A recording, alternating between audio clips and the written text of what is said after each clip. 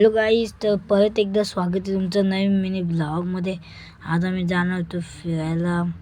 अजून बसमध्ये जाणार होतो. हे बघा माणसे जी पण होती बाजूला. अजून त्यानंतर मग आता गेलो आम्ही एकविरा गेलो, पाय पडलो. त्यानंतर मग आम्हाला पालखी दिसली एकविराची. सगळे नाचत होते. पालखीचे दर्शन केले. तसं